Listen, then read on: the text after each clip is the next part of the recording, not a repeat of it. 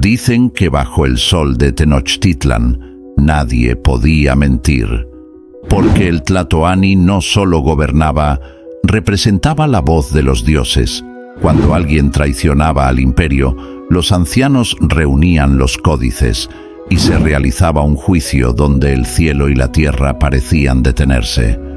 El traidor debía confesar, mirando al sol, sabiendo que su palabra decidiría su destino. No era un simple castigo, era un acto sagrado, un intento por restaurar el equilibrio que había sido roto.